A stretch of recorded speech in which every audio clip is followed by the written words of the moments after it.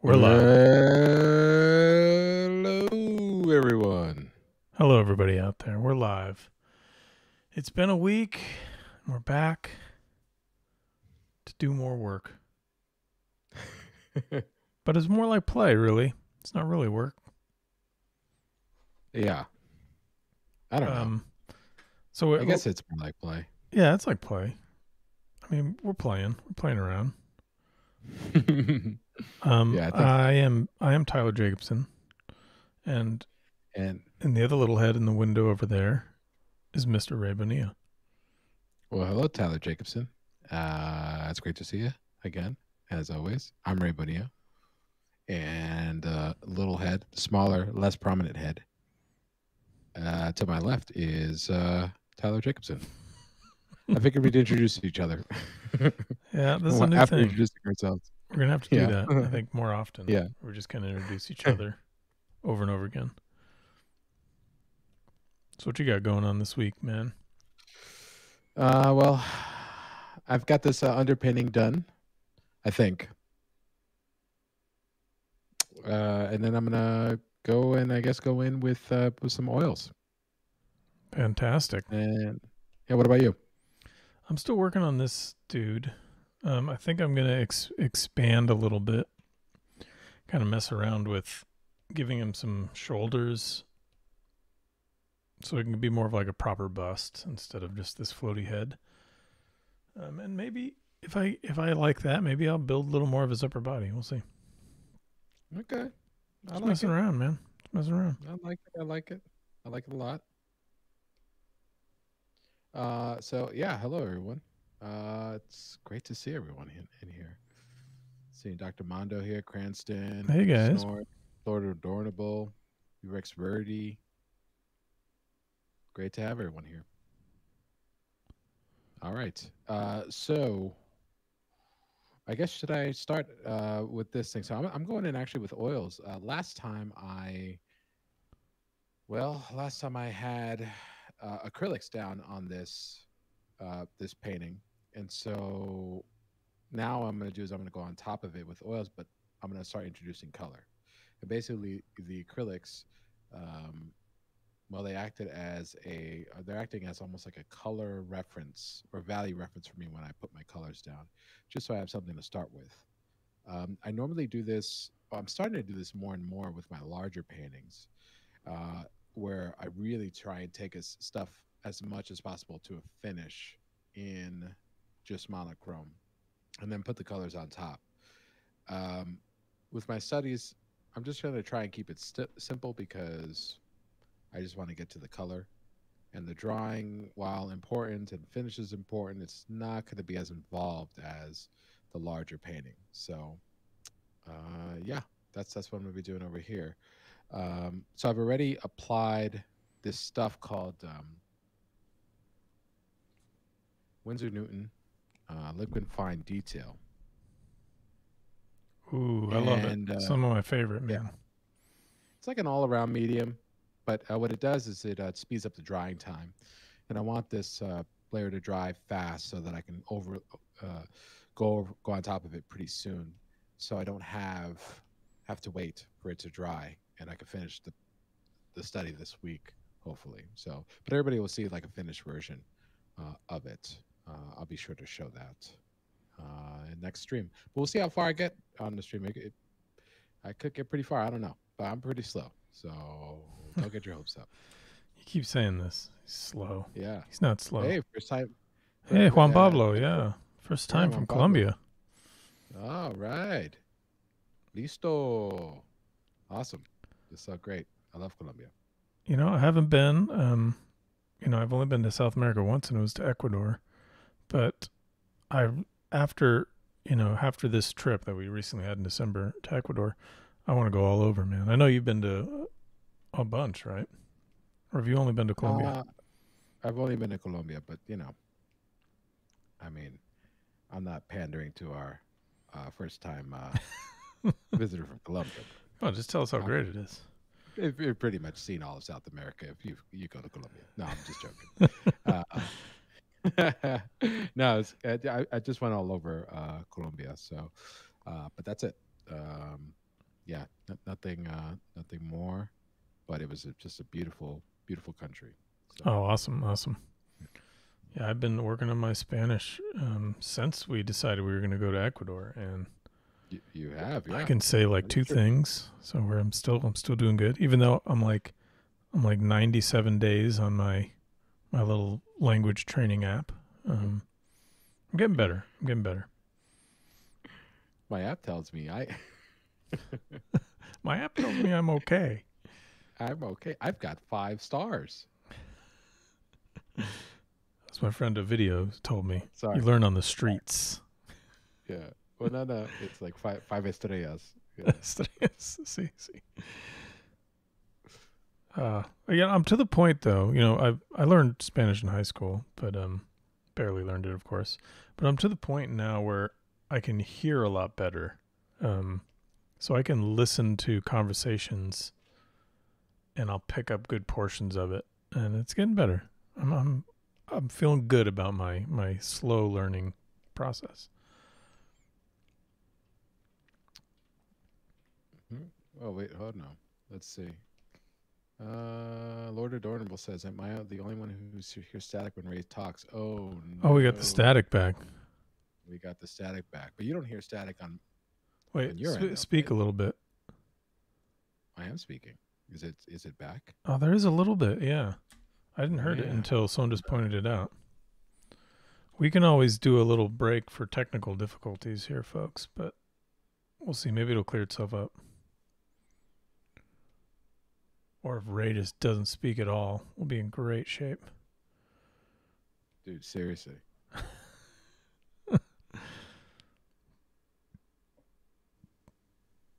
Thanks, Saucefire. We spend about an hour before every stream trying to sort this stuff out. And we're getting it down, but we're still pretty noobs when it comes to this stuff. Yeah, it's all weird. Stuff sucks. It's a little better. Yeah, is that a little better? No, it's back again. Yeah, it's back again, huh? All right. What if I talk really softly and close to the mic? Is that better or is that worse? Actually, surprisingly better. Really? I don't know. No, there's still a little bit of static coming in and out, man. Dude, I have no idea. So the static has been an issue. Yeah, it's been like a never-ending issue for us. Yeah. I don't know why. It's like some sort of weird interface between OBS and my monitor, I think. I'm not sure. Yeah, weirdly enough, it was some weird setting on your monitor one of the times, but it's not consistently the same thing. No, it's not. Well, the last time I had it on, it was just a weird. Yeah, I'm not going to bore anybody with the details because they're so dumb and boring. They want to know. They want to know, right? Well, if I turn HDR on in my monitor, then the static goes away, but I can't share my screen to my second screen. So. Oh yeah, that's right. So you said you were saving something for the stream, and it wasn't this. What was it? Well, oh no, I was. So okay, so I had my well, crap. You know, I'm all distracted about the stupid static. Okay. Well, yeah. Do you want to do take a break and we'll try and fix the static real quick? Yeah. Actually, you know what? Let's do that. Okay, everyone, we're gonna be right back. We'll fix this static. We fixed it before. We can do this again. We can do it again. Okay, let me transition to our BRB, and we'll be right back, everybody. Stay tuned.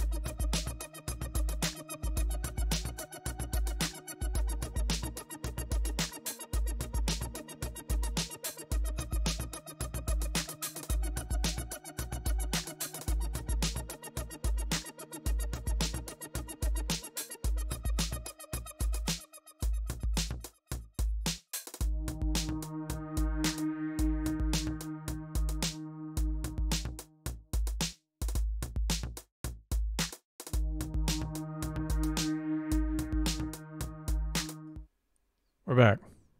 We're back, everyone. I think we fixed it, but we're not sure.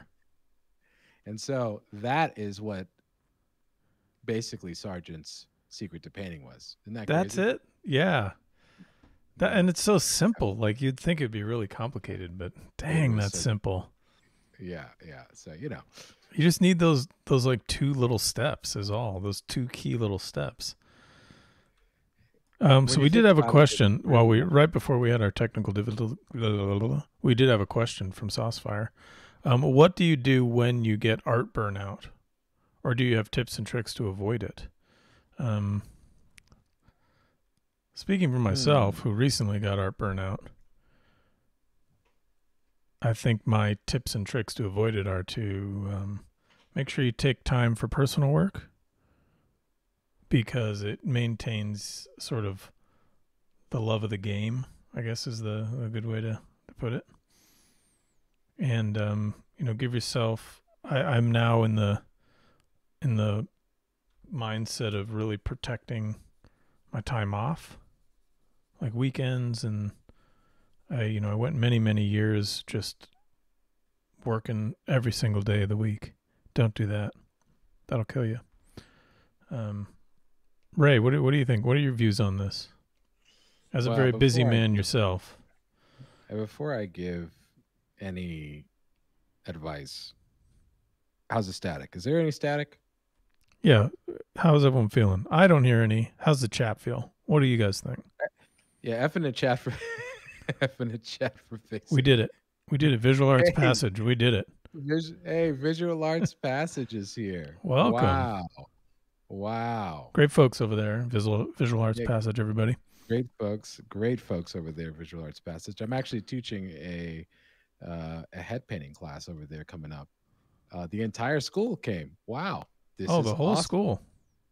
Hey everyone. School, man. Hey, I didn't do my speech exercises before this. My little la la la la la la la me stuff. So yeah, but you're gonna get some crap audio from me. Yeah, why don't you run through it? Because I think it's pretty good content. No, you know what? I forgot what they even were. So. Oh, I got like a palette here in front of mine. Oh, I love it. It's beautiful. You're using a Photoshop color palette and analog. I don't know how that's even possible. Well, if you take my course, at Visual Arts Passage mini course on head painting, coming up at the end of the month, you'll see it's possible. It's gonna be a good course, everyone. Dude, yeah, it's actually, you know what? It's really fun. I was actually going to talk about it today because Tyler and I, you and I were talking about like eventually getting back to painting the head. Yeah, for sure. And I'm like, man, I miss it so much. And, I think it's such a great skill to have just as an artist overall, capturing a likeness and I think is quite useful, because if it forces you to sharpen your eyes in terms of to see like variations and size and shape relationships and value relationships and so on and so forth. But it also is a great entryway to teach you how to paint, because at least that's the way we were taught, at least the way Bill, when Bill taught us in Billmont, he used head drawing class to do that, to introduce us to painting concepts, which is really interesting. Even though we really didn't paint all that much, we did the closest thing to painting we did was pastel, or the what's that called? The painting in the spirits. It's a Degas technique. Yeah, where we had like chipboard and we had like really thin stuff and we painted on there. Dude, yes. You know what? I should do that one day on Livebrush. I still remember. I really liked that lesson that Bill gave us with that. But none of us could find chipboard. We were just using like, I don't know, whatever. But he kept saying like, wow, you get a different effect. The chipboard absorbs it a bit differently. Yeah, it's like, what is this stuff? Chipboard is just a cardboard on back of like, you could use the stuff on the back of your drawing. Yeah, board. But yeah. you would say, but Bill, see, the thing Bill had said that Tyler's referencing is that, like, he said, well, the stuff that we used to get was like incredible, but they don't make it anymore. It's like, well, why even bother telling us, Bill? Well, Just this same thing happened to my friend Jesper Icing. He does his acrylic paintings on a type of illustration board that they don't make anymore. So he bought like the last, I don't know, 500 sheets or whatever he could find in all yeah. of Denmark. Oh my God. Wow. He's But like, yeah, they don't. what? I've This heard, isn't even manufactured. So I think John English, I think, told me this a similar story, and so did was it Thomas Blackshear was talking about that too. Like, it's like, oh, they changed something, they changed the formulation of it, and now it stinks. So hey, that's horrifying. I'll agree with that on moleskin or moleskine or whatever, however you're supposed to pronounce it. They changed the paper type and the value of the paper. Like the paper's Yeah, way lighter now. yeah. I hate it. If you're Yeah, out I there, actually moleskin, we love you. Please support us. Send us samples, but change the paper back. no. You get a thumbs up, thumbs down on your paper. It's perfect. That's too funny. Yeah, so this head painting class that I'm teaching is basically teaching so Timmy Trebon and I, Timmy, Yeah, yeah. the co-founder of Visual Arts Passage, an incredible photographer, Super all nice around. guy too, man. Just Yeah, all around well, champion. he's okay. He's I mean, not he that gets really, really mean every once in a while. But he's like one of the nicest people I know. yeah, yeah. So him and I came up with the term "tra-digital." What do you think? Oh, okay. I Dude, we love this. workshopped that thing for like hours on text messaging back and forth. So I use yeah, this technique all the time on my magic cards. Our digital. yeah, tra-digital. Yeah, but basically it's just emerging between digital and traditional workflows. And the cool thing about it is that they're really they're really pretty much the same thing. And so the class really teaches you using the subject of head painting how to make those workflows for traditional workflows that are easily um, translatable into digital workflows, which is pretty sweet. That's awesome. Yeah. So it should be a lot of fun. It's a 5-week minute course. I taught it last year, and so it's the second time I'm teaching it. And the students are so great. There's a great community over there. Every Thursday, which is tomorrow, 7 o'clock Eastern Standard Time, 4 o'clock Pacific Standard Time, they have this thing called illustration isolation. And Tyler's he's participated in it Yeah, as had a well. blast. Had a blast. It's amazing. It's a free event. It's on if you go to visualartspassage.com, or if you Google search illustration isolation, you'll find a link to it. It's basically a live stream event with all these great artists: John English, Bill Cobe. You have people like Chris Payne, CF Payne, Oh wow. Duncan Patrick, Dale Stefanos, George Pratt, Audrey Benjaminson, Vanessa Del Rey, Cassandra Kim. I mean, the list goes on and on and on. It's intimidating almost, man. Oh my goodness, yeah. And so there's Maltavo, there's Adams, children's book illustrator, who's just incredible. So basically, the whole stream is there's all these people are all drawing or working from the same reference, and they provide you the reference, and it's 20-minute basically poses, and then everybody at the end of the day, at end of the night, I should say, post their work to Instagram, and then we all review it. Isn't that cool? That's awesome. Yeah. So so it's illustration isolation. I'll see if I can. If Visual Arts Passage is still in the chat, they more than happy to post that link.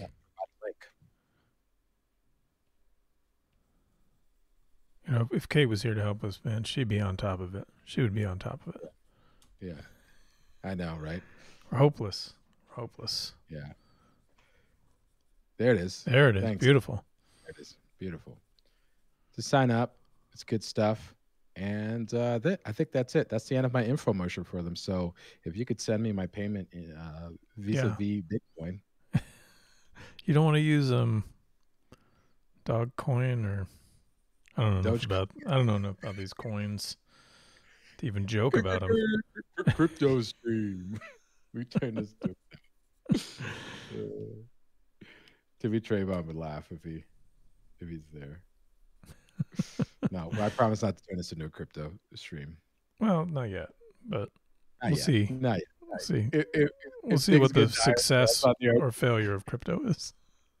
or our success and failure, right? Yeah, It's like we turn the stream into a huge pump and dump scheme, it'll be very telling if Yeah, next time everyone tunes in, it's all yeah, crypto talk. phone. It's all crypto talk all the time. It's just all these graphs, Too funny. Too funny, Well, I So, mean, yeah, go ahead. yeah, no. So what I was saying, what I was thinking about doing here is I'm basically just plopping down all my darks. The color is really not showing up on even in my painting. It's really subtle. But what I'm doing is setting up temperatures right now. I'm just poking in my color, and when I'm doing it pretty quickly because all I'm doing is concentrating on the temperatures that I'm seeing. Warm, which is just a color that's associated with orange, and cool, that color that's associated with blue, and I'm just matching the values um, to the values that I put down in my underpainting, and then just tightening up the drawing. I really enjoy this process. I don't know. I used to not like. I used to. Well, if you see the old Livebrush streams, I mean, I do all these different ways of doing things. But I think an opaque underpainting is really fun for me. I will combine it though. I think the next painting I'll do is I'll do a lift out, that gouache lift out that I Yeah, yeah. do all the time, and do that. I think that'll be a little bit even quicker, and then load the whites on it. But it's a really nice way of just getting a quick preview down of what the brush is going to do, and you don't have to worry about color, which is great. And now I'm just worrying about color, but really not worrying that much about value. So it's like you're taking care of your worries, so it's just you're not so anxiety ridden. At least that's the way I feel when I'm sort of trying to paint everything in perfectly, the first time. Yeah, this happens to me too, where I just want it to go down straight. I don't want to spend any more time on this area. I just want it to happen. Right. Just happen. But no, it doesn't work that way. Sometimes you got to fight it. So you mentioned a minute ago a great term that people in the chat may not understand or know, but you mentioned the process of loading the whites.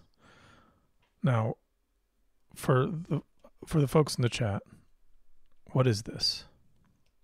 Well, loading the whites is essentially a term that is more or less an opaque underpainting, where I'm mapping out all of my values. Instead of mapping out all of my values by thinning down a dark paint, a color paint, and then using my lightest values or using the white of the canvas or the surface as the lightest of values, I'm actually manually putting in the white with white paint. And that's what loading the whites is. It just is just a, I don't know, what would you call it, a nickname for opaque underpaintings. And so there's transparent underpaintings and opaque underpaintings. The tombstone painting I did, and the Predator one, not in the lost season, but in the not in the lost season. Yeah, and you could see them on our VOD on YouTube.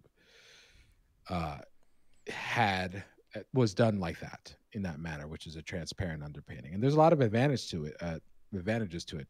One being you don't have to wait for things to dry, and you could just go right into the color after you have your values laid out, and that's really just the main point. It's just to lay out your values.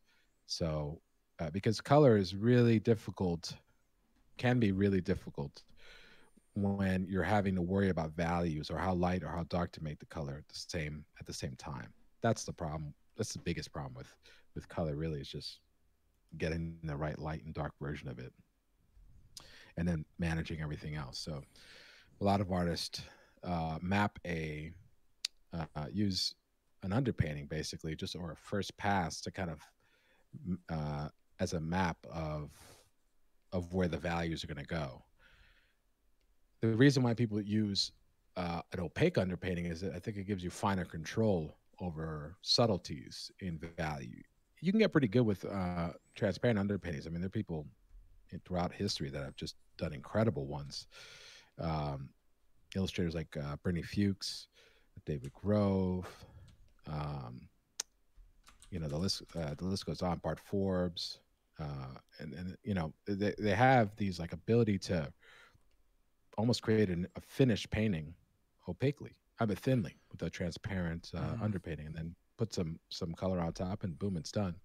It But allows for them my like a type lot of of painting, texture too, right? When they do that. it does. Well, the texture of the board really comes through. Yeah, it's really Yeah. that's where it gets featured. So they do crazy things to the board. They'll pre-texture the board so that they have movement already kind of built in.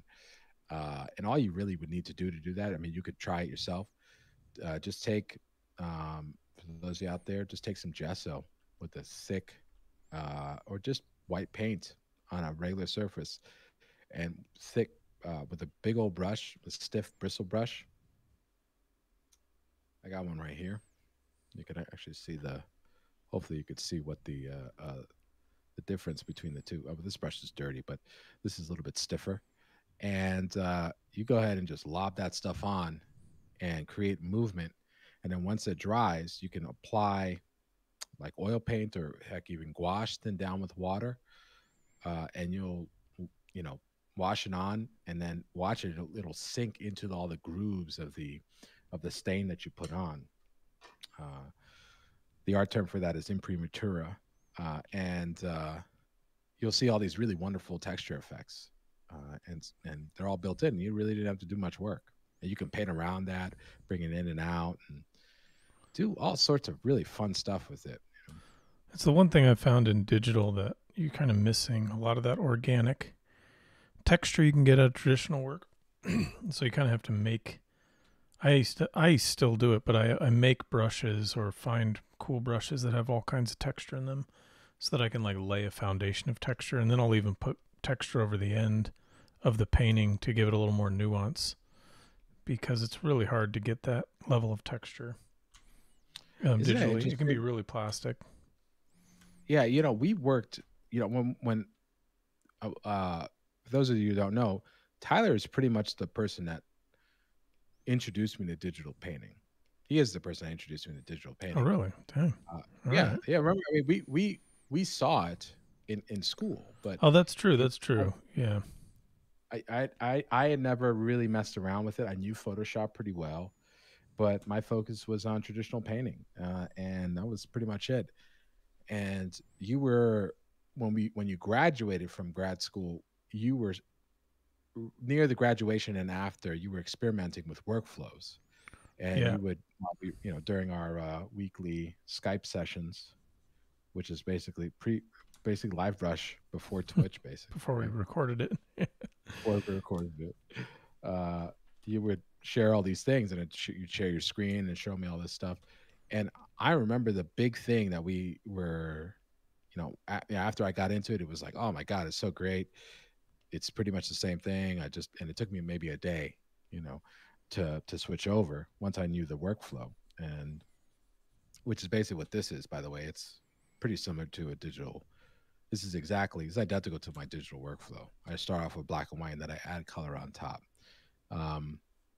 And the big thing that you and I were like talking about afterwards was like, how do we get like this texture that we would get so easily? It's like kind of built into traditional work.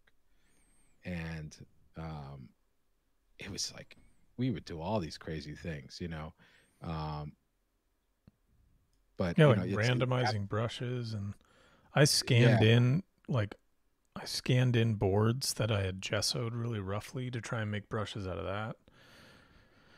It was a lot of jumping through hoops. I mean, now you can make a lot of textures really easy, but this was 12 years ago, so there was, I don't know, maybe we were unaware of the tools that you could use. No, man, we got to let everyone know that we had it harder than everyone. Oh yeah, sorry, it was way harder. Didn't have any tools we needed to struggle. It has nothing to do with the fact that we probably just were ignorant and didn't know something super easy, you know. Yeah. When you show me the what was it? Oh my God, what's it called? It was like a video something filter in Oh, Photoshop. photo filter. Yeah, photo filter. It's I like a don't know. gel. It's like putting a gel over your lights. Yeah, it was something like video. Is it that or was it gradient map? No, it was offset. Video Oh, offset. Or offset. something. I forgot what it was. Let me check. I'm trying to remember what it was now. I don't even know. Maybe someone in the chat knows. I actually haven't seen the chat move. We probably did some crazy wrong setting and shut the chat off. Yeah, is the stream still on? Yeah, I think it is. I have the stream up here. Okay, cool. People are just being quiet out there. All good. Okay, Dr.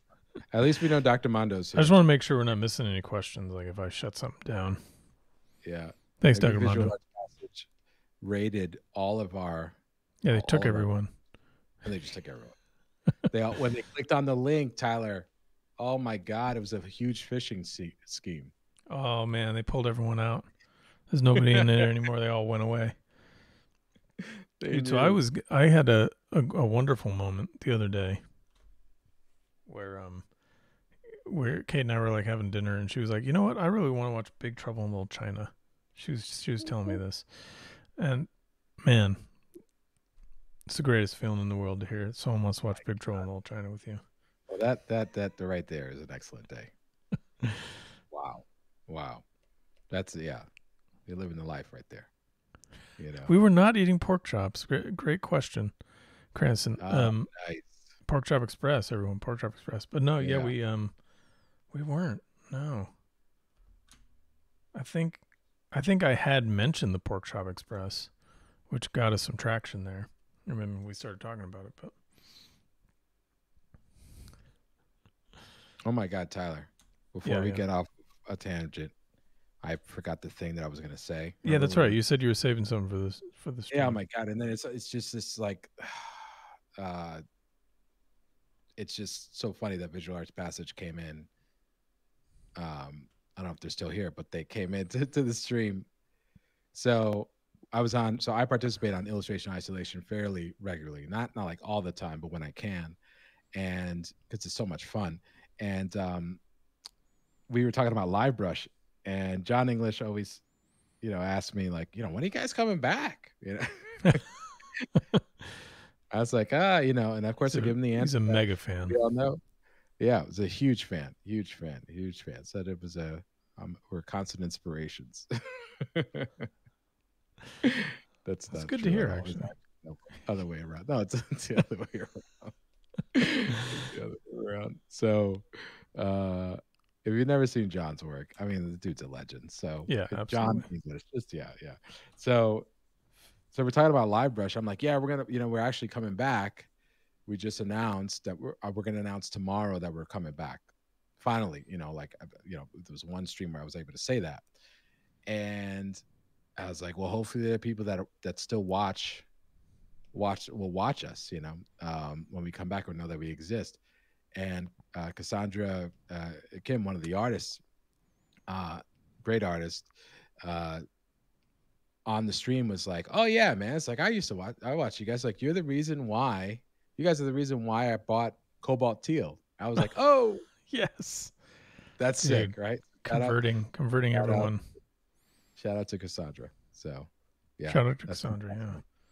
Yeah. And I don't know if we did we tell the story on the stream when I discovered Cobalt Teal? I was trying to do some like blue magical effect for a magic painting, and I went to the Blick in Seattle and I bought every single teal or close to teal or turquoise color that they had, and the late, because I didn't know what was going to work, right? I had no idea how it was going to hold up, so I wanted to try like a bunch of samples to see how it approaches white when I start loading it with titanium, how it like if I use like warmer, like I started using warm white and cool white at that time. So it's like, it actually stays more vibrant. That blue cobalt teal, it stays more vibrant if you put warm white into it for magical effects. And so I'm like trying to figure this out, and I have all these different tubes. I'm like, holy shit, every freaking company in the world makes some kind of cobalt teal or teal color. So I got them all, and I have this huge rack of teals, and I bring it up to the counter, and then the lady just like looks at me deadpan, is like, "You got a thing for blue?" And that was it. I mean, what am I supposed to say? Am I supposed to say like, "No, those are teal. Those aren't blue"? I just said yes. Just I was like, yeah, I do. I love blue. I'm gonna do blue painting. No, you should have just said like, it's like you should have said that you were a magic. I'm working on magic gathering. Yeah, this is for my blue set. This is for which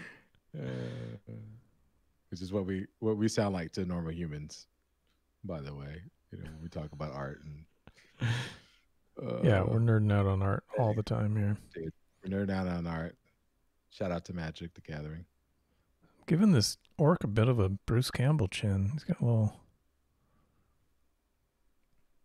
going too far. There you go. No. So what I thought you had.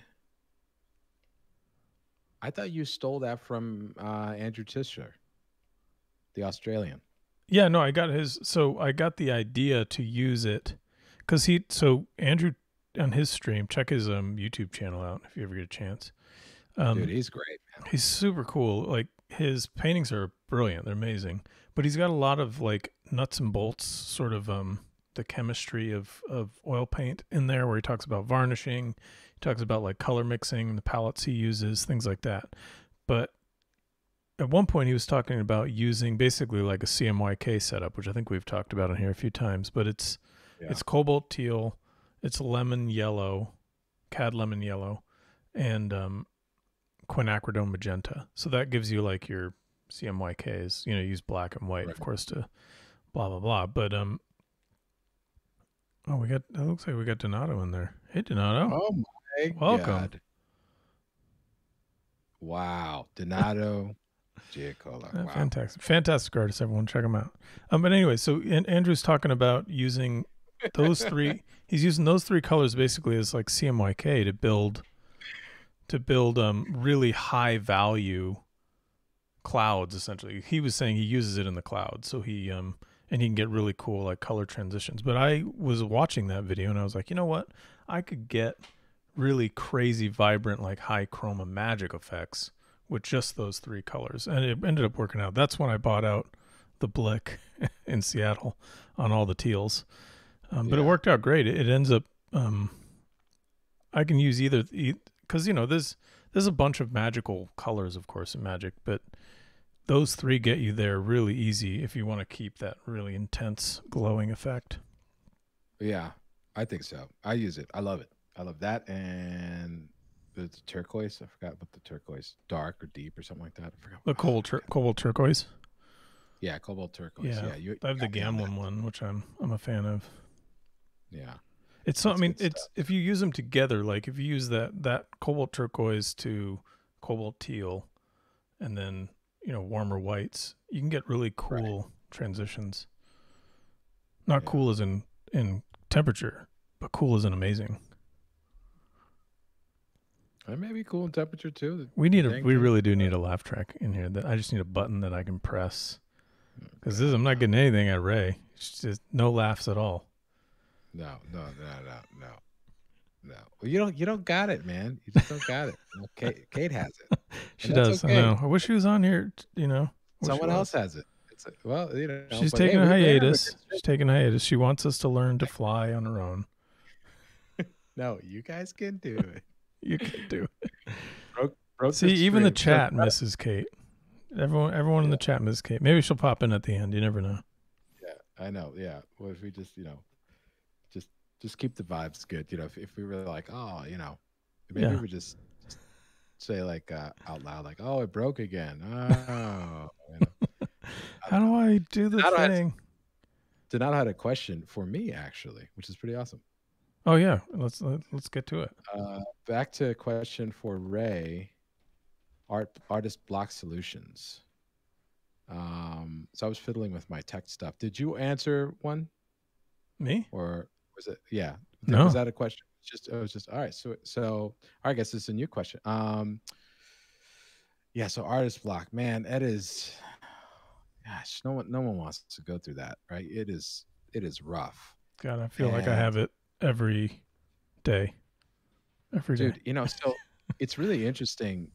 I remember that happened to me after my solo show, and Oh yeah, the one like right before COVID.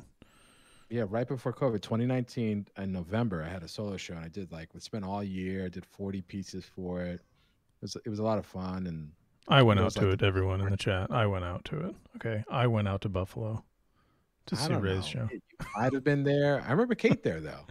I remember Kate there. Maybe you went in the car. No, Yeah, so I was on the car. I'm not going in. I want to see this crap.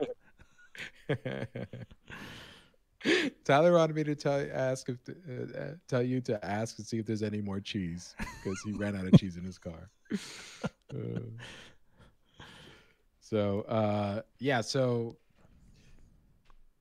I remember so I was really into the mindset of tracking down all these other artists that were going through basically trying to pull off very large projects and what happens after, and mostly like solo shows and things like that. And so I was listening to a podcast, great podcast called Suggested Donation Podcast. It's by Tony, two teachers from the Grand Central Academy or Grand Central Atelier, and in New York City, and and they're incredible artists, absolutely incredible artists. But one of the things they said was they got artist block basically after uh, they were done with their solo show, and what triggered it was the sight of their walls blank after they shipped their pieces out. Oh, it's like they wiped their minds. Yeah, yeah, and it's like, now what do I do? Isn't that crazy? Dude, So I knew I this can going see in. that. I can see that totally happening, especially because if you're like drowning your neurons in one set of images for Right, that amount of time, and then you're just like they're all gone, and now your neurons are just like firing in directions they don't have anything to work on. right. Like, what do you do after your sole focus for so long was on this one thing, one goal, and so you're just like floundering. And I was very conscious of that. I didn't feel like at the time, I didn't feel like nothing's gonna happen. It's like I'm good, I'll be good. I don't feel like artist block is gonna hit He's me. invincible. When I dropped off my pieces and came home, I remember I was like really tired, so I went to go take a nap, and I woke up, went upstairs to my studio because I forgot something upstairs, and I looked at my. It was the first time I walked into my studio since I, dropped off all of my work at my gallery, and all the walls were blank, and You and had I the was same thing, like, huh? had that feeling, yeah. So how did you get out And of this? How did you remove this? well, the first thing I did was I started another piece. Actually, I started like 4 or 5 pieces, and I knew that if so, I had prepared for this in the event that it would have happened. And like I said, I was researching other artists, and how they, especially artists that like do everything themselves, and like how do they maintain such an incredible output. And I was drawn to Prince, actually, the musician who had like was always making Not stuff. Charles. So you're not talking about Oh, Charles.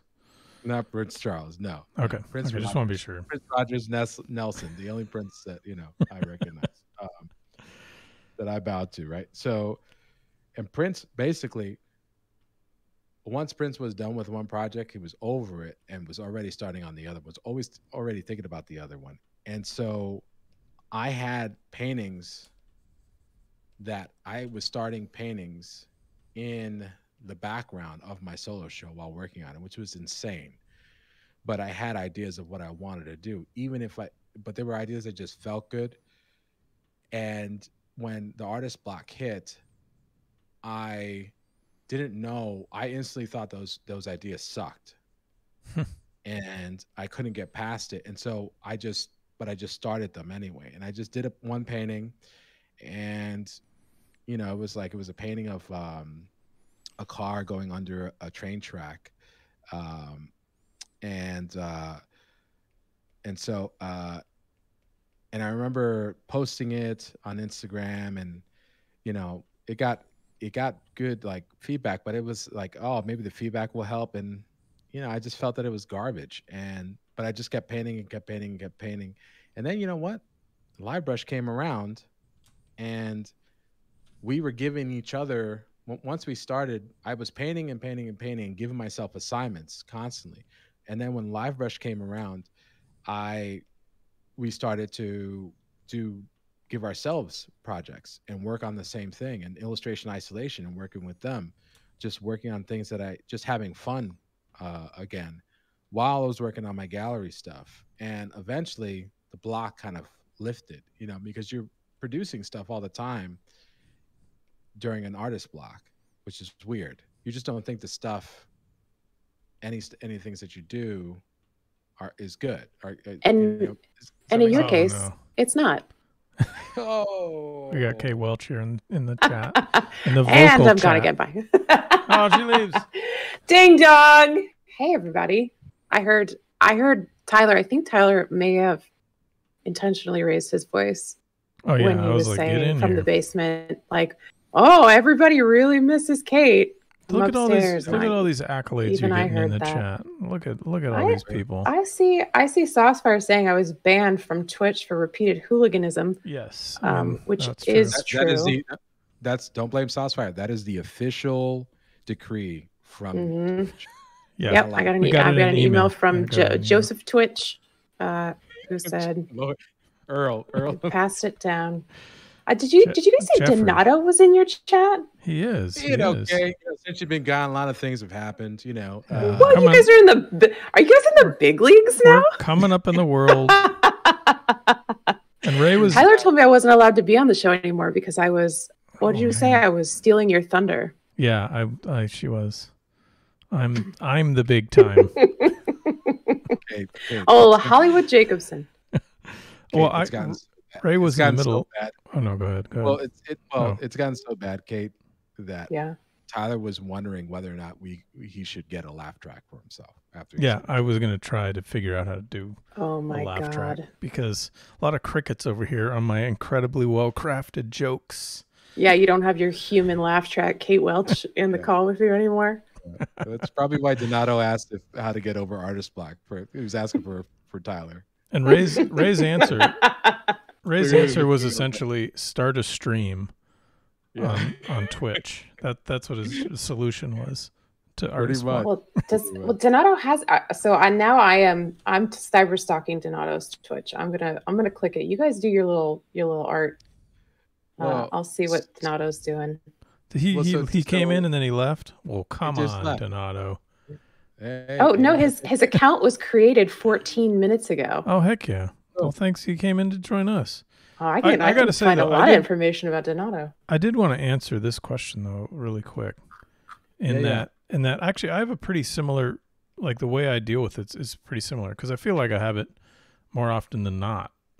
Maybe that's normal, maybe that's not, but I tend to, like what Ray was saying, just start doing other stuff. That's what I do. I just tend to, if I feel like I'm blocked in any way, I just start creating something, whether I'm just sketching or if I'm screwing around in ZBrush, like messing around, trying to even figure out how a program works. I'm at least creating something, and that gets kind of my my juices flowing again, I guess. Or the other, I guess, approach would be I just kind of do warm-ups in the morning, Please like just sketch on stuff. Juices on the internet. Juices. Please. What is the? Did we do a rating? Did we put? No, we said it was for everyone. We said the audience is for everyone. Yeah, and you clearly just said juices. They're going to censor you. So we're TVMA now, everyone. We're TVMA. So you're trying to have like a serious conversation. I really just came in here to troll you. No, we can bring it down. Let's bring it down. Can you just tell the story about your first word? Well, yeah, my first word when I was God, it gotta be 13. Yeah, like 13 or 14. I don't know. The English language is difficult, but my first word was juicy. This is my first word. And didn't you think it was your name for a while? It was my name. It was all of it was all of the universe, actually. It was Juicy Jacobson. I just want everybody to know. Yeah, and I would stand. J. I would stand in front of wherever I knew that my parents had put the sippy cup or whatever was available back in my day, and I'd just stand there and yell "juicy" over and over again. So I'm painting a picture of me, of what I do now, which is the same thing. If Kate has hidden the juice, I'm just. I couldn't even say it. I try not to hide the juice. It's not a pretty picture. Juice. Okay. Ray. We need a laugh track. We need a laugh track right now. Yeah, I am the laugh track. Donato Art says, Ray, it sounds like part of the break the block is what it makes for a successful illustration career. Keep your ass in the seat in front of the easel / drafting table. Work on something, even though you hate it. Yeah. Yeah, I think also, one thing I was also going to say is like, that's when I started like doing things way differently than when like things that I always wanted to try out that I didn't quote unquote have the time for. I started to try out right after, when I was experimenting with this stuff and like stuff that was super different from what I did. And like, I don't know, it's like, yeah, I feel it, but I don't know how good my advice is, to be honest with you, because I just feel like I'm just figuring this stuff out, like painting wise. Like I just feel right now that I'm like on the cusp of understanding understanding creating work, understanding how to create work that's got the it factor, that's juicy, to quote my esteemed colleague over here. Well, and you did go on that weird tangent where you're like making paintings out of chopsticks and toothpicks and abandoned pigeon feathers. And I'm Ray's friend. We went to art school together.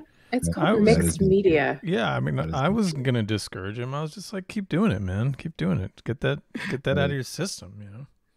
That's not true. That's not true at all. He did it for a decade, but I wasn't gonna stop him. I've never seen your macaroni phase. Yeah, it's a lot of macaroni actually. It's a lot of macaroni, It's I messaged Jamie. I was like, I don't know what's going on here, Jamie, but yeah. Where's he getting all this macaroni?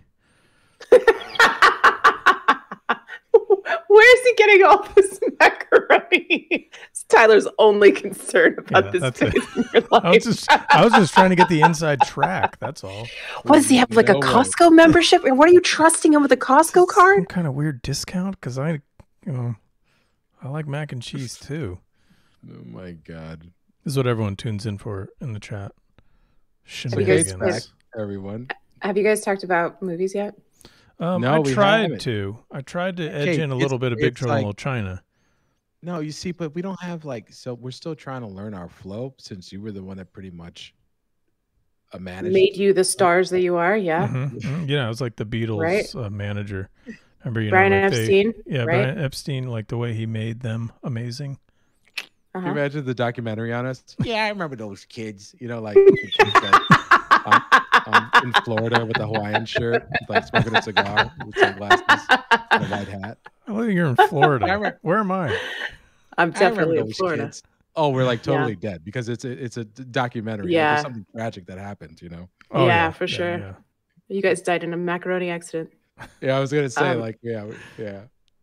I was telling Tyler that like part of this is what I'm saying. Like there's a lot that maybe I could write you guys a whole guide, a wiki on how to run your show. Oh, but one of the biggest one of the biggest things that I miss is some semblance of goddamn professionalism. No, let's talking about the 80s movies as you guys painted 80s movies portraits was very like related. Though because I'm sorry, this is a conversation we don't have to have on the internet, but I'm doing it because these people deserve to hear the truth.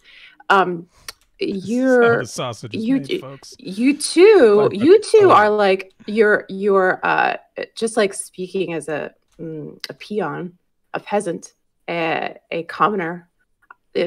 You two have talent that is frankly untouchable, but what is touchable is that we have seen some of the same movies. That's true. So it lends you a little relatability in this weird old world, you know? I agree. And I'm hoping next week, because I mean I've been having fun with old Orky McOrkface here, as I believe he was titled last. I do not think that is the name that we went with. You know what? It's not the name we went with? What did we go with? I'm pretty sure it was Rat Tooth. Thank you, Dr. Mondo. Yeah, that's right. Okay, it was originally the artist formerly known as... It's Rat Tooth. He doesn't incredible. His own character. This is why I'm the writer in the relationship. It's true. She's a phenomenal writer. And Dr. Mondo had to tell you what your own... Dr. Mondo had to tell you. True. That's how low you've sunk in this world. We had to rely on Dr. Mondo 7 to keep the continuity going. Trying to say, I don't know. I'm not sure it matters. It's irrelevant at this point. 80s movies. 80s movies. Oh, my point was I've been having fun with Rat Tooth, the artist formerly known as Orky McOrkface. Oh my God. And I think I want to go back though. I want to go back to the portraits we were painting because I want to get. I'm having fun in ZBrush, but I want to get my oils out and not have it be on like a magic painting or something. Mm-hmm. Yeah. We will discuss things. You know, I miss your portraits too. I'm constantly thinking about. Well, if you miss my portraits, you could always sign up for my head painting class. From I wasn't talking about you, Ray. You know, Ray, we should change. Laid it up. You notice that? You notice I laid it up for Kate. I'm out of my league. You tried, dude. You tried. Yeah, nice try. Yeah. Just out of my league here. I gotta say though, on season 1 and maybe I think it was just season 1. I think we did like 4 paintings of Kurt Russell. So I think we need to change the name of the stream altogether to just Kurt Russell brush. Kurt Russell brush. Yeah, there you go. You beat me to it. Him a lot. We painted him like 4 times, man. I can't believe. Are you saying that's too many or not enough? No, not enough because there are plenty of other roles that we can paint from. Hold on a minute. We painted him 4 times. I've got at least, I think I've got 3 paintings of him on my drying rack behind me. And then you did the one from Tombstone. So at least 4. What? Yeah. Yeah. I did a snake. No. I did a Jack Burton. There's another one too. I can't remember. And then you did the Tombstone one. Mm-hmm. And there's like 500 other movies that we have to pick from. So who's doing Overboard? Dude. You doing Overboard? No, I'm doing Captain Jack. You doing Captain Jack? You mean Captain Ron? The greatest Kurt Russell movie that was ever made. No, Captain Jack. Now we're on Johnny Depp. Captain Jack Sparrow. Oh no, we didn't do Donato. We didn't do the thing. That's it. Do the we thing. I was just gonna say. Oh man. Okay, that's my next one. I'm beating Ray to it. I'm dibs now. Dude, Stabby Rogue Game says actually Snake Oils would be a pretty good episode title. I thought you were dead. Good. Very good. Oh, you were dead. Have you ever seen the footage from the deleted footage from Escape from New York about that like shot the whole heist that got him arrested in the first place? Oh yeah, there was like a whole other movie at the front end of that. Yeah. Well, I don't know about it, so talk about it. I know about it. Let's move on. Ray, explain this. Because Snake kind of shows up out of nowhere. If you're watching the theatrical version, he kind of just but it kind of works. Walks in. It works like a Western. But go ahead. Yeah. Explain this. Well, wait, they're running in like what looks like a subway, and then like. Oh yeah, move your mic away, babe, just a little bit. Who me? No, Kate. I was telling Kate. I thought you were calling me babe. That's. Yeah, I thought you were calling Ray babe too. Ray. That's sweet. Hey babe. Hey babe. Hey babe. Hey, babe. It's. What are you guys talking about? Escape from New York. Oh, the Escape from New York. What the hell was talking? So if you look at it on YouTube, you can see them running through like what looks like a subway scene, and they're like running around, and like they got bags of money or something like that, and then all of a sudden they get ambushed and surrounded by whatever those like that military is with that police thing with that guy, right? Yeah, but I mean it kind of explains the whole line, like I thought you were dead. But it, like you said, it plays so much better when they remove that whole scene entirely. Because then the whole I thought you were dead, it's just out of nowhere. And it adds to the legend of Snake Plissken. Like, who the hell is this guy? Incredible. So ding dong. Uh-oh. There's a question in the chat from Capital Volupia.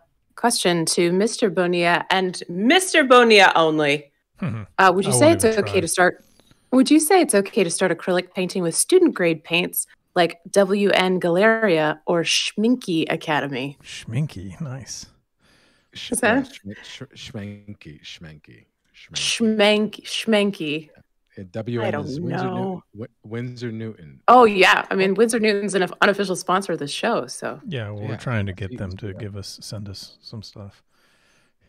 So I'm just we're just bringing Kate in on it because Kate doesn't know that we're running like this professional stream here. That we're not those people, those buffoons from seasons 1 and 2. We have a whole lost season.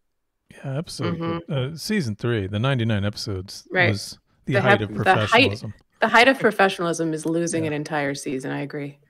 But this is sort of like an apocalypse version of that, like where we've lost all the technology. Yeah. They got audio static, like half my painting's cut off because Tyler cut off my painting here. It's all good. So the Windsor Newton, yes. You know what, Kate, you're probably correct on the pronunciation. I always assume my improper pronunciations are actual, Schminky. It's because he's from Queens, everyone. It's because Ray's from Queens. He's from this guy's from Queens, everybody. Look out. Get out of the way.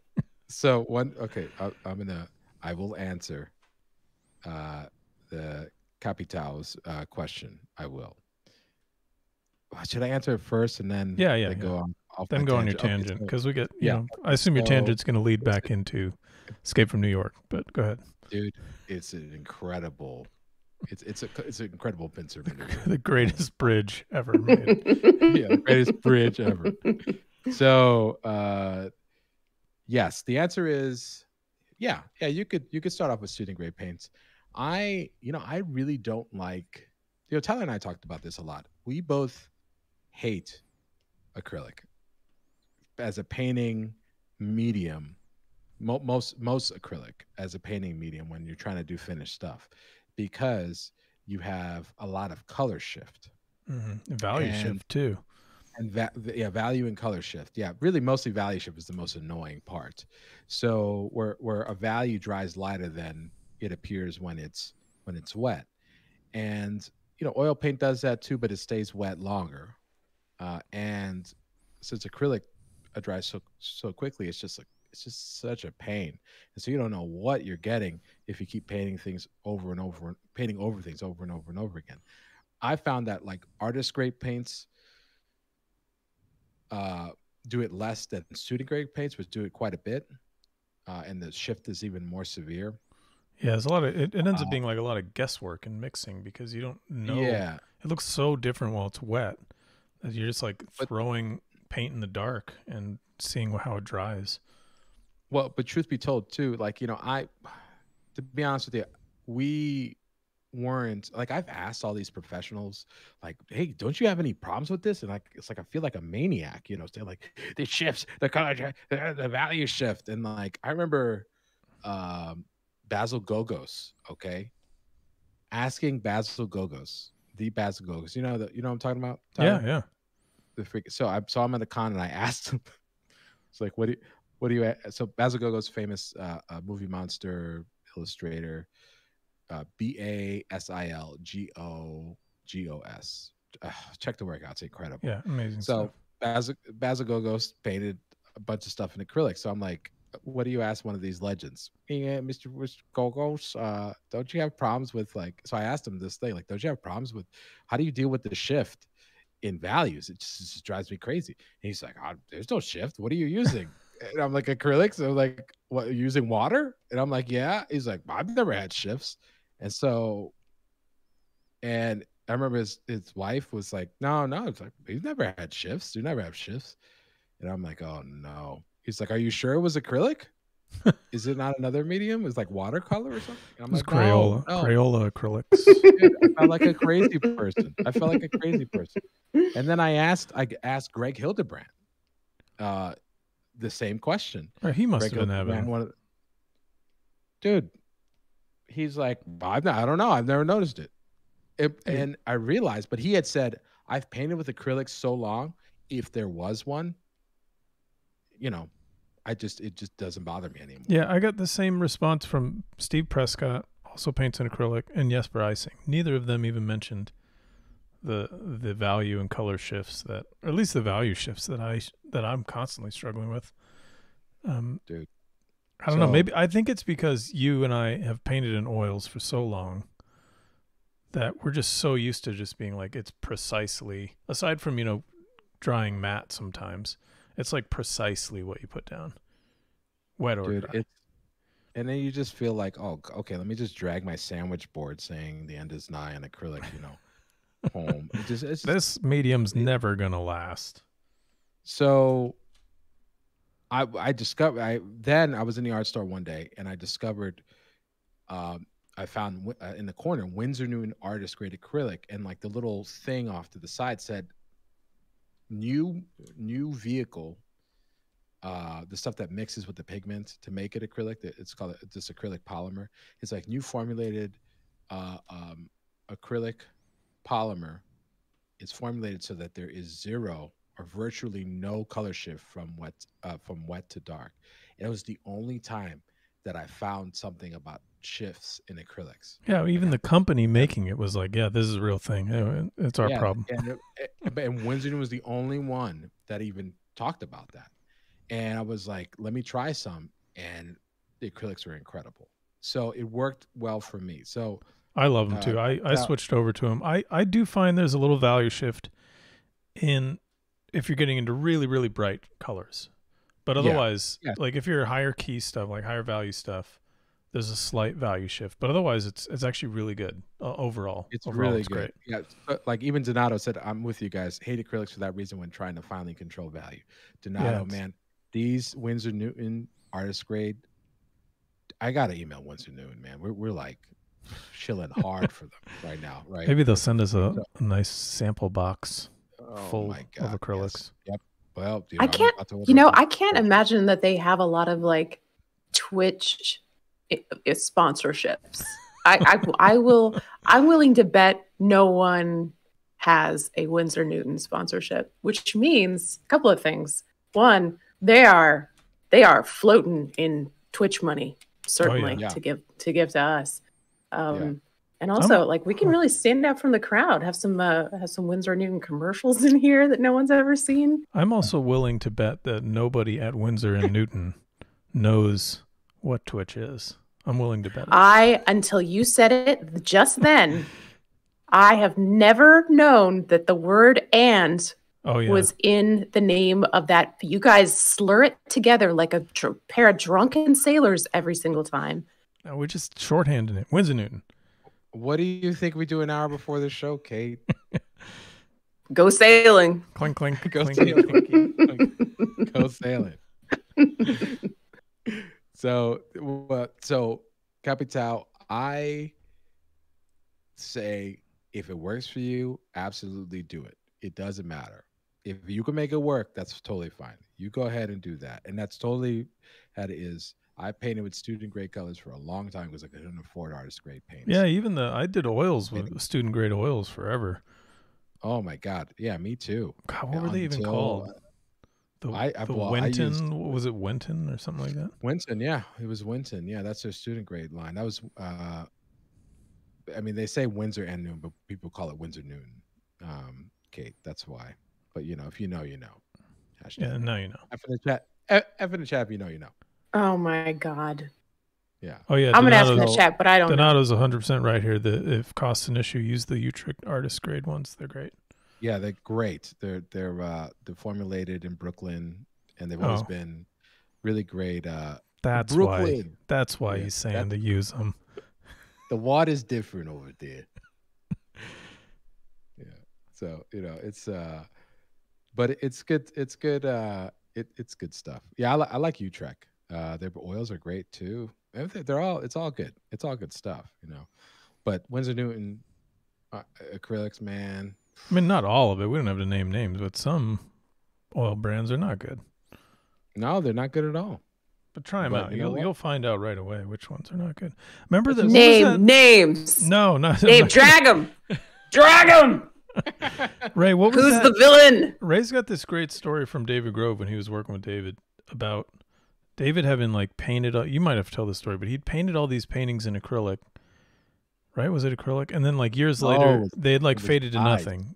What was it? There were dyes. It was dyes. Oh, like the Doc Martin stuff. Dr. Martin dyes. Yeah. He had painted, but he used, when he was painting, there were these new things that really, if you never mess around with dyes, they're really intense, watercolor-esque, they're really thin down there, but they're super intense colors.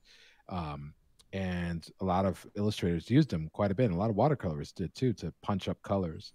And David Grove, he had used them, but it was a relatively new hip medium that a lot of younger artists were using. But he was skeptical about it. So just to make stuff safe, he only used traditional pigments, ultramarine blue, burnt umber, all of these things. Okay, these are traditional pigments, I should be fine. And years later, I think he got a painting back. He needed a painting for a show or something like that, and then had the art director. It was in an art director's office for a while, hanging up there. So he borrowed the painting to hang in the show, and he said the painting looked weird, and it was matted. And so after it was finished off, there was a nice mat on it. And he took the mat off to see if it just needed to be cleaned, and he saw that the area of the painting that was covered by the mat had the original saturated color. Oh my God! So the light fastness was faded. Yeah, it was light fastness was just completely faded. So he called up. I think it was Dr. Martin. I'm not, or Pelican or something like that. Somebody who made those dyes, and said, "Well, but I use ultramarine blue and burnt umber," and they're like, "No, years." Yeah, and it's I've used this forever, and so he's like, "Well," the person was like, "Yeah, but they're synthetic. They're not real. I mean, we say that to kind of match the color, but they're not real pigments." And he was like, "What?" And so that's when he ran across a Canadian illustrator who was using gouache, and he knew that which is an opaque watercolor, and he knew that if Winsor Newton said burn umber, it was burn umber, because they're using the actual pigment. Right. So just be careful, but you don't want to leave. Yeah, but the dyes are pretty bad about that. I've used them once or twice, in undergrad. Yeah, I used them in school, but I didn't like them. So yeah, yellow. I'm sure Donato would be like, I watched Donato say well, I've been using dyes forever. That's how I use dyes. Yeah, he loves them. He loves them, and they never faded on him. But maybe my story that David told me was completely fake. I can imagine David calling them up though and be like, "What's the deal here, guys? I'm going to burn your whole factory down." Yeah. Yeah, he's it was that's the most PG version of yeah, that. there's a lot. I mean, we're trying to. I guess we're TVMA now, so it's a family stream. Sorry, who? Could you guys catch me up? Who are we accusing of arson? The late great David Grove. We're accusing him of arson, and he can't defend himself. Accusing him with arson. You heard it live on Livebrush here, folks. No. Dave's an amazing guy, amazing artist as well. Check him out if you get a chance. Legendary illustrator, Hall of Fame illustrator, David Grove, Grove. I don't know why I say. Unfortunately, geez, how long has it been, Tyler? God, that was a long time ago. 2011, maybe. Wow. 2012. Wow. I don't know why I say check him out if you get a chance. No. It's very important to your art education to check out David Grove's work. So it did the movie poster for Pale Rider, the Clint Eastwood, and Something Wicked This Way Comes, which might be one of my favorite movie posters of all time. Influenced one of your recent paintings, Tyler. Yeah, it was a heavy influence on a D&D piece I did a little while back. I was trying to get the same vibe, but nowhere near as well executed. You would have gotten a phone call from David. Yeah, that was the cover of Wild Beyond the Wishlight, right? Yes, that's the one. Right, that's the one. Yeah, that was a sweet piece, man. Thank you. That was a sweet piece. Rex Verdi, when they find Umber, they burn it themselves and pass the savings on to you. That's funny. I found a. Did you see the meme on? I grab my own pigeons, and Donald says I grab my own big bins of raise my own chickens for the eggs with my separate pigeons. I knew it. Honestly, I would believe it. I can't tell if he's joking. Donato, listen. Yeah, he's never joked at all. That's the thing. He's never told a joke. He's legit. That's true. He's legit.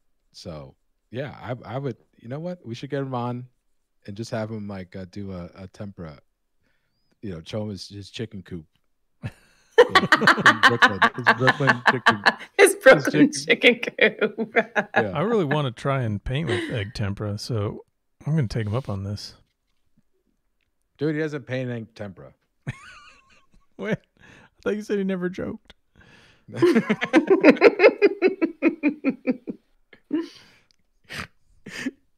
I should have let the kind of stretch the illusion a little bit more. What oh god. Yeah, you Donato, should man. Can we talk about this orc's traps for a second? Yeah, I mean, he's an orc. He's got to do some serious trap work. Yeah, Can I ask a question about that? I want to eventually. I'm going to start to digitally sculpt and all this stuff. And orc design. Who was the first to have orcs?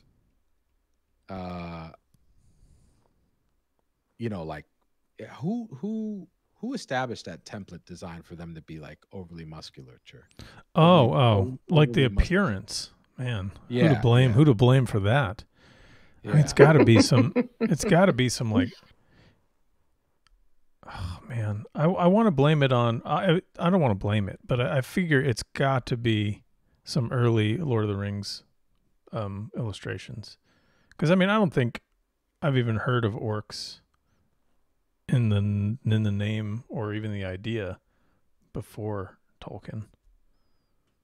Okay, but then again, he's got goblins and they're pretty small, and then just like I always get this one wrong. Lord Ander Noble, the Games Workshop. Adornable. Oh Jesus! See, I can't read. This is why I don't monitor the chat. Games Workshop seems like a likely suspect to me. Because their stuff was in mid 70s, 75, I think, and yeah, I don't know. I mean, those are the big old green giant orcs, and I'm trying to see the stuff before. With you got like John Howe and Alan Lee, you're seeing they're doing kind of like the skinny little goblin-y stuff. So I don't know. Right. Donato's blaming third edition. So. Oh wow. I'm gonna agree. Now that's whoa. Third, no one's got too much love for third edition. Does it feel like third edition? Because third edition is relatively recent. Surely they weren't the first. Maybe they popularized it though. Maybe, I don't know. This is a good I don't know. Donato does kind of seem like the authority to trust on this I'm one. trusting Donato on this. The man's got chickens, man. Of course I'm going to trust him. Big chickens. So, big Brooklyn chickens. Brooklyn chickens. I like those little measly ones you guys have over in Queens, Ray. Big ones. He said that he had mentioned on it. I don't know where it was. The message was, but he had mentioned that he had heard that an artist who stored their temper paintings found their temper paintings had been eaten by worms. Isn't that crazy? Delicious. Yeah. So do you remember? Oh, Jeff Watts, of course. Yeah. So he used to work in gouache a lot, do a lot of gouache stuff. He still does, but like for his illustration stuff and the early days, like gouache was like a thing that his teacher Fred Fixler had taught quite a bit, and so like he had mastered that, and they did that before they went into oil paintings. Actually, Bill Maughn's teacher Reynold Brown, the guy who did the Attack of the 40-foot or 50-foot woman. Yeah. Had that was how he taught it too. Like his head painting class, you did gouache, and then once you pass that, then you could go into oils. Yeah, graduate through gouache. That's a crucible right there. Jeez. Yeah, it's a crucible. Yeah. Jeff Watts was in you could find it on YouTube. He's talking about his it was a preview for his online class in gouache painting. Had said, pointed to a little corner, and he said, "You see this area right here? This is silverfish. The gouache is sweet because it has gum arabic in it, which is the vehicle that's mixed in with the pigment to make it gouache, and they like it, so they eat it." What? Yeah, isn't that crazy? So it's not like there's lead in it and they want it because it's sweet. No. Don't eat your paints, kids. Don't eat your paints. By the way, Donato don't even put paints in your mouth. Don't do that. Don't do that. Was it Bill or did I hear from George Pratt that there were artists that would do these watercolor demonstrations, and then at the end, as to top off once they finished their demonstration, they would take the water where they had been rinsing out their brushes, and they would just pound it. They would drink the whole thing. So are they living now? Are any of them living today? Yeah. Oh yeah, we do got a question. What were you saying? Oh yeah, we got this is from Donato. No, this isn't from Donato. This is Lord Adornable. Sorry. Do you like orcs that look roided out?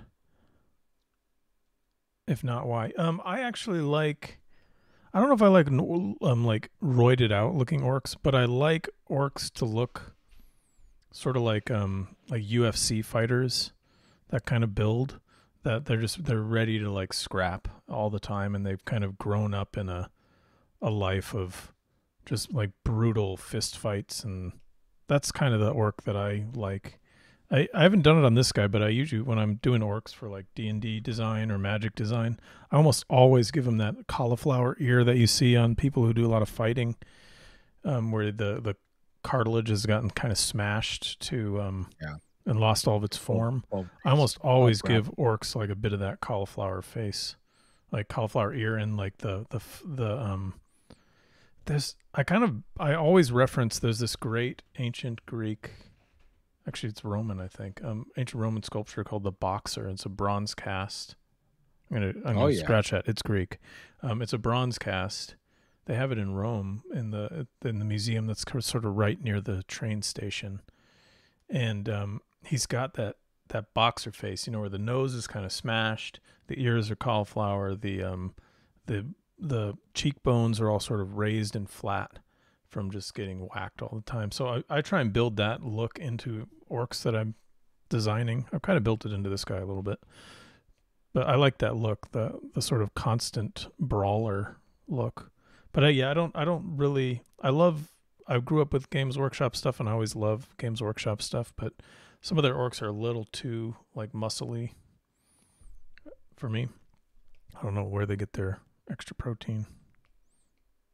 It's like Arnold, like when Arnold was working out and he was like sneaking just handfuls of raw meat from the kitchen that he was he talks about like when he was early doing bodybuilding, he was working he was in the military in Austria, and he was working out of a kitchen just peeling potatoes all day. And he said he would like, and I would turn around and there would be a whole mound of raw meat, and I would grab it and I would eat it real quickly so they wouldn't see me. And he would eat the raw meat so that he could get that, whatever he needed, 180, 190 grams of meat every day to become the giant that is Arnold Schwarzenegger in the 70s. Damn. Hey, that sounded like a soundboard. That was excellent. Oh wait, my Arnold Schwarzenegger impression. You need to bring that. You need to bring that energy to Livebrush. Bring your Arnold Schwarzenegger. Right. Make sure it's here. Yeah, F in the chat if you just want Tyler to talk like Arnold Schwarzenegger the whole time. I've been barking up that tree for years. She wants me to talk like Arnold Schwarzenegger. I'm like, all right. Yeah, I don't. It's really interesting. Oh, I got a whole bunch of F's. Oh boy. Oh yeah, look at that! Wow, Crom. Look at him go. This is for Crom. Yeah. Ooh, favorite Schwarzenegger film. Yeah. Oh, Dad's Teapots. Good question. This is an incredible question. And what do we base it on? What do we base it on? Like physical prowess? We base it on... No, they didn't say best. They said favorite. Right. Okay. My favorite. Well, yeah. Ray, do you want to go first? Hear me out here. A favorite can mean also, you see the way when we like something a lot, we just think it's the best. Like, I'll give you an example. Big Trouble in Little China, right? Mm-hmm. Or, what are you trying to say? Is this a long way for you to say Kindergarten Cop? Is that what you're doing? No. Big Trouble in Little China, Escape from New York, the international version of Legend, The Thing. All these things are the best, right? Back up. Things, right? So we're not getting into Legend talk. Not this episode. Oh my God. So Star Trek 1. Denali can back me up on this. So Star Trek 1. No, we're not getting into that talk either. That's another episode. So it's the best. Oh man, like I gotta say, it has to be the first Conan. Conan the Barbarian. I don't know if there's a better Arnold Schwarzenegger film because it was so. Ray's going to tell us Hercules in New York is office. Okay, well, Rex Furdy, I did not consider Hercules in New York. So you're going with that. That's it. That's your final answer. Conan is the best. I'd say this. Conan is the best Schwarzenegger film where you could hear his actual voice, where he wasn't overdubbed. There, I'll say it. Oh man, but treat yourself to Hercules in New York overdubbed, and there was a Western he did before that. I forget what it was called, where they dubbed over every single line. The Villain, that's it. Oh, well done. Yeah, they dubbed over all of his lines with like a really bad Southern accent. Dude, I didn't know he was in a Western before that. Yeah, The Villain. It's great. Oh my God. I think it's got to be Conan. It's not Frank Frazetta's Conan. But well, I mean, we'll get that. So why are we? We'll never get Frank Frazetta's Conan. No. It doesn't have to be Frank Frazetta's Conan, but it is. I think it was the perfect storm, Schwarzenegger, because it's just and the performance. I think you're wrong, but it's okay.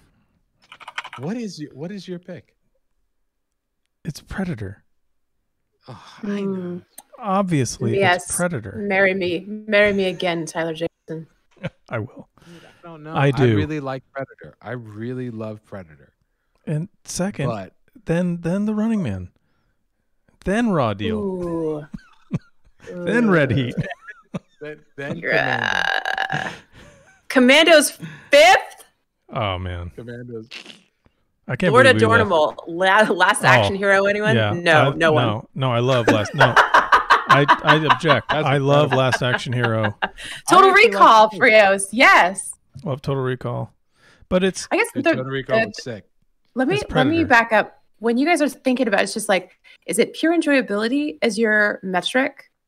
Or is it like, this is the movie that I can quote every line from because I've watched it so many times? No, I don't think they're mutually exclusive. Like, I don't know, man. Oh, sure. I think the first Conan. I might have to do a Conan painting. Oh God, here we go. More yes, Conan. I can't believe you guys haven't done Arnold already. Can you just do Arnold for the rest of the season? There's so many Arnolds. Ray did Arnold from Predator in season 1. Yeah, that's right. That's right. He made fun of me because it looked like he had a mustache the whole time. He did, but that's because he did in the movie. He kind of has like stubble on his upper lip. Then we had to scratch the audio because it was just you laughing the whole time, and you couldn't hear the rest of us. Yes, I do remember that vividly. Yeah. So, but we've never done Conan. I don't know. I'm a little afraid of doing Conan. Why? Come on, don't be afraid, dude. It's like, I don't know. Ask Donato. You just don't do Conan. It's built up too much. Is that what you're saying? Built up. It's just I don't know, man. It's like, don't think of it as you're doing Conan. Think of it as you're painting a portrait of Arnold Schwarzenegger from Conan the Barbarian. That's true. For Crom. Do it for Crom. For Crom. Man, I mean, like James Earl Jones. Oh my God. Oh, there's a lot going on. I'm telling you, there's a lot going on, but it was a beautiful movie. Is Carl Weathers in it? I don't think so. Dude, I know. Believe me, I know. The only minus in Ray's review of Conan the Barbarian is would have been better if Carl Weathers was in it. It's just, like this is John Milius before. This is raw John Milius. This is. It is a near perfect movie. Don't get me wrong. I just have a. But it happened by accident too. It wasn't like, I don't know if it was expected to be what it was though. Like, I don't mean. No, for sure not. No, it definitely happened by accident. One of my favorite aspects of Conan the Barbarian actually is the world building, the visual world building they do with the two snakes facing each other. Oh my God, it appears all over the place in the movie, but in all these wonderful different ways, but they all read as made by the same culture. It's really good. Whoever was in charge of the art direction in Conan the Barbarian was on top of it, because that was super good. You see, Donato's already. See, Donato's thinking what I'm thinking. Portrait of Conan blending Buscema and Arnold. You see, this is where I get down. Like, is like. That's why you're getting scared. Really this is why you're getting scared. Yeah, because it's not just Frank Frazetta that did Conan. It was John Buscema also had to deal with that. The whole like run he did with Ernie Chan. And, oh my God. Well, don't let those people interfere with your portrait of Arnold Schwarzenegger. Don't let Donato push you around. Yeah. No pressure. No pressure. Don't let Donato and his chickens. It's all on the line now. Yeah. Oh God. Yeah. Man. Yeah. Listen, I just remember that scene. Like, okay, he's like at the beginning is like one of the great intros. I always think about that every so often, where he gets thrown into like slavery. He's a kid, and he's pushing that like grain thing, that silo. Going round and round, and then like they like fuse the camera, and he's like getting a little older, and then getting a little. Then he's a gladiator.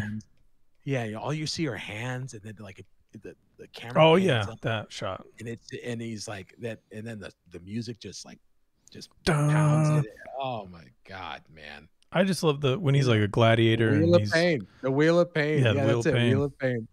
Crush your enemies. See them driven before you. So you want to tell me that Predator is better than that? Oh, that's yeah. Where Yeah. I don't know if that's Predator can keep John McTiernan. It's John McTiernan, the greatest action film director of all time, working with Arnold Schwarzenegger. I mean, it doesn't get better than that.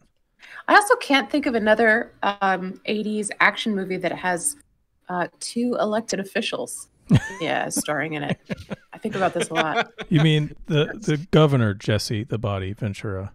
Yes. Yeah. And two governors. Yeah, a couple of governors. It's the most governors. I think. I'm afraid. I wish Billy, the guy who plays Billy, would have run for office at some point. I think he'd make a great governor. Can you imagine Governor Carl Weathers? Oh, can you imagine? I can't even. I can't. Did we talk about this on the stream? I went to see the this kind of blends into another movie. I went to see Stallone like released a director's cut of Rocky IV. And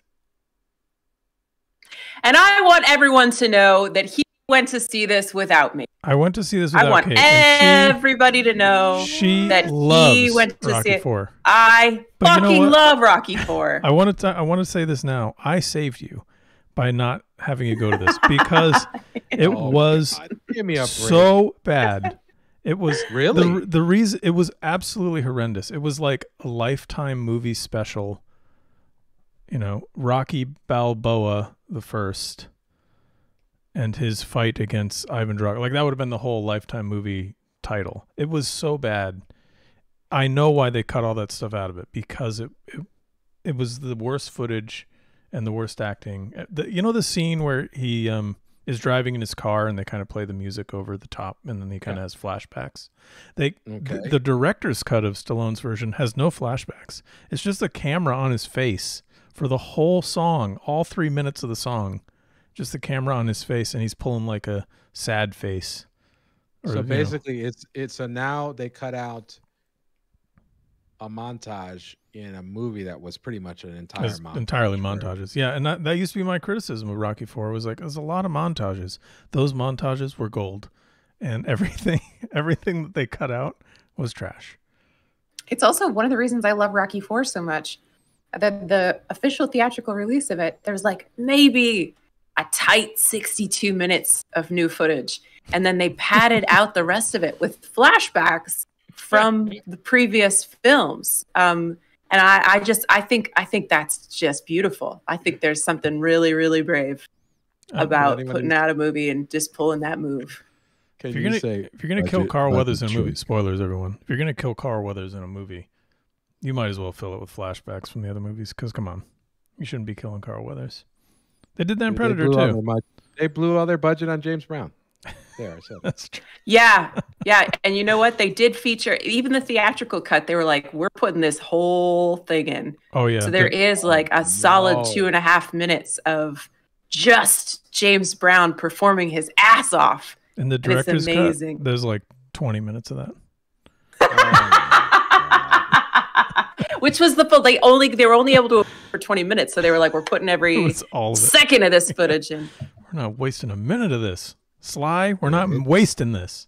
No, we're not. Oh, God. Hey, see, that's okay. Let's get back to you not taking Kate to this thing. Well, I mean, like, like I said, it was. I said Dragon Ray. She wouldn't want to see that. She wouldn't have wanted to see that. It would have ruined her vision of the original Rocky IV. You didn't know.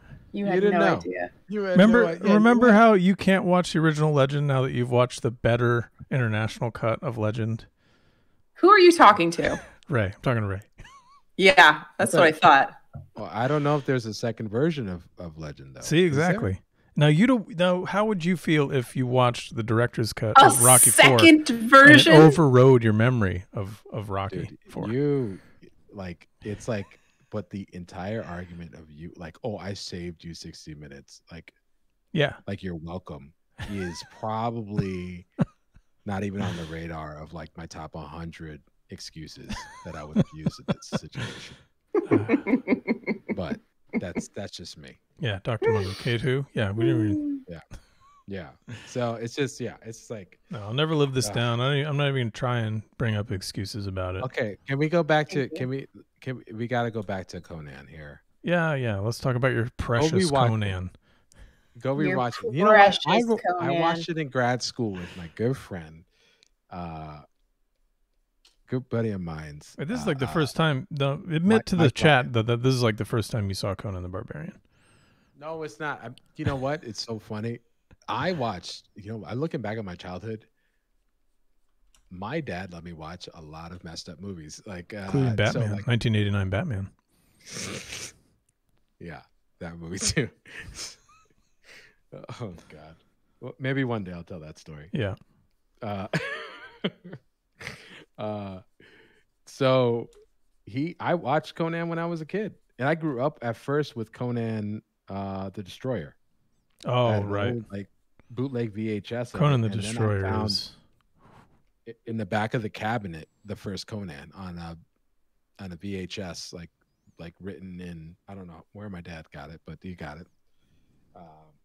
And so maybe the official label peeled off. I don't know, and he had to write a new one. So I grew up with that stuff, and I watched it when I was in San Francisco for the first time in like 20 years or something like that. Mm-hmm. And it was like with my good buddy Mike Ryan, and it was so good. It was so good. It hasn't lost a thing. I mean, were you excited when Kevin Sorbo did Cull? Remember that movie? You know, I was. Because it was supposed to be a Conan movie. It was.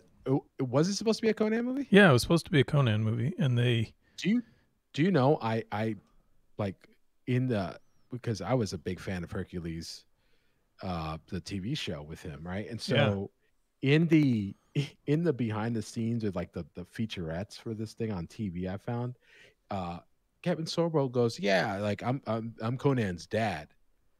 And I'm like, what? It's Conan's dad's Cull? That's Conan's dad, Cull the Conqueror? Wait, is that true? I found out later. No, I found out later. No. Kevin Sorbo's giving us a bunch of shit. He lied to me for like 20 years. You know? You'd expect that from Hercules. Dude. I just, Donato said he was the first avid comic reader of Conan and the larger Savage Sword of Conan. Like, so those books. So those comic books, you got, you know what? I got to see about. I thought you were like, I'm going to close my window here and bring up those comic books. No, put them on the stream. I got to see. Well, I'm subscribed to Marvel Unlimited, so I got to see if they have that on there. I don't know. So, but I'm not going to stream them. Just start streaming. Let's all read Conan together. Yeah. Kids, gather around. Yeah. But so there are people that got into like R.E. Howard's writing, and then the comics was like the other thing. And for me, it was the movie in the 80s. Like, I had no idea who Frank Frazetta was when I was a kid. I remember one time somebody giving me trading cards as a kid, and they were Frank Frazetta fantasy cards. Oh, yeah. But fantasy cards, they had like. I have a few of those actually still. Really? I don't even know where they're at. And I was like, this stuff is dark. I'm a little scared. You know what I mean? Like, but I had no problem watching Conan over and over and over again, especially like the Destroyer, which I will say it's not better than the first one, but I don't think it's deserving of the crap that it gets. You know, but it's pretty good. It's pretty good. Dude, remember I just like, which I didn't know was a character from I think one of the first Conan. Yeah, the red caped thing. Oh, dude. And he's like, and then like, come on, it's so like bad in the movie. Why, he's destroying all the mirrors and he throws it through, and then the wizard comes out, and like, you don't know what the wizard is, and then you feel kind of bad for it. That stuff aside, my issue with the like red caped monster thing is it's like they didn't know like what. That's the whole stuff. You got let me talk. No, I don't have anything to say. It's just like they were trying to make it seem like, I don't know, they were trying to match it up to a Frazetta painting, and they didn't really know the forms of the creature that they're dealing with. So it came out like visually, it came out really weird and wonky to me. It came out like the cousin of it was like the distant cousin of the creature of the Black Lagoon. In my like. It was like they repurposed like all the scales and then like weird teeth. Yeah, but you know, it was like, man, I wish, I mean, of course, I wish Stan Winston would have worked on every movie in the 80s, but the movies he didn't work on, like that one, makes you really wish that Stan Winston had worked on it. So. Yeah. Well, I mean, I'm not saying The Destroyer is a completely separate incident. I'm not saying it's a beautiful movie. It's fun, but I don't think. Wait, Flyboy's fun. God, no, because that's just painful. It's as painful as not bringing Kate along to watch the director's cut of. You Flyboys did, Oh man. Oh wait, did someone say in the chat that wait, did you put Kate, did you put someone in prison for saying Keaton was the best Batman? No, I released them from prison, Lynn Larson Art, because of a previous infraction, which I am scrolling up to find. Because I think Keaton is the best Batman. So. Oh, yeah. No, of course. Oh, it was when Lynn Larson Art said that their favorite Arnold movie was Jingle All the Way. Oh, yeah. That's prison worthy. That's prison worthy. Yeah, you can go to prison for that. Be careful. Yeah, you go to jail. Straight to jail. Well, they find out. Straight right to jail. Right to jail. Right away. There's like this crazy special effect in Jingle All the Way at the end, where like they had to comp in this guy. It was in a crowd and like people are being arrested. The bad guys are being arrested or something like that, and they had to reuse footage. And they had footage that they shot chronologically speaking before that had happened. So it's just crowd footage. So one of the characters that got arrested was just sort of standing in the crowd, like just like B-roll, right? Yeah. And so, but they used that in Jingle All the Way, but the way they got past it is they green screened like just somebody on the production or some extra with like a bunch of popcorn looking around, and it looks so obvious when you look at it now. Yeah. So I you know what? I got to send you. It's worth watching this movie for this scene. Is what you're saying? Corridor Digital. Yeah, it's worth watching the movie. Yeah. Corridor Digital. You ever heard of them? No, I don't think so. Oh, they're great, man. I think you would really enjoy them. They're like visual effects on YouTube, and they do their own thing. And oh wait, these are the guys that like try and reproduce scenes. Yes. Yeah. Yes. Okay. I saw them. I saw them reproduce the T-Rex scene from Jurassic Park. Exactly. That's with like a little model car and digitally they like recreated the T-Rex with some like base 3D models and stuff. It was pretty cool. Right. And didn't look anywhere near as good as the Terminator scene too. They did that, like the one where he's the T-1000 is passing through the the bars in T2. Bars. Oh my God. Okay. So am I saying? No, it's a close second. T2 is a close second to Predator, man. Close second. Conan is better than Terminator 2. You are. Favorite. You know what? You are saying that.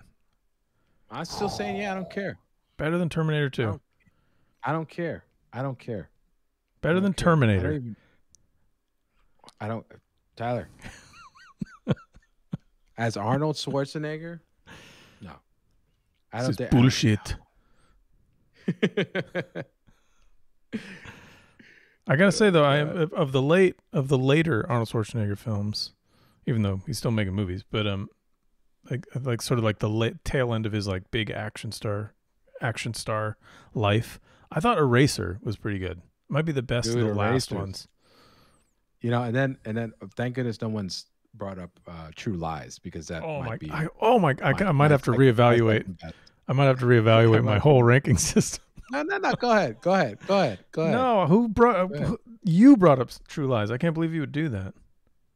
Okay, go ahead. Okay, this creates a whole other discussion about. You started revealing your list way before, But this just goes to show that the only director who really knows how to use Arnold Schwarzenegger is James Cameron.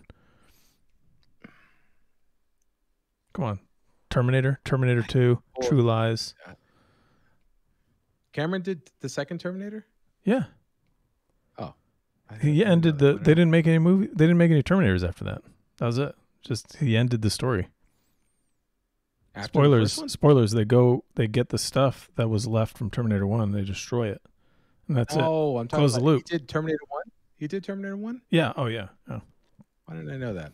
He was actually working on he worked on the script for Aliens while he was shooting Terminator, because he really wanted to make Aliens. They didn't end up making it for a few years. Dude, how about that, right? How about that franchise? It's like Ridley Scott's like, no, I'm good. Yeah. See ya. And then James Cameron comes around, is like, no, I'll pick it up. Yeah, let me make this the best thing that it could possibly be. It literally turns into like Godfather Part 2 battle. Like, what's the better film?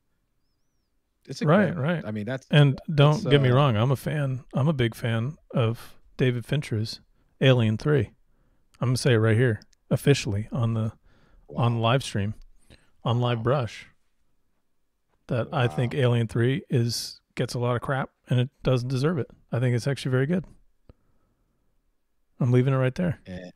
You have an issue well, that's our show, folks.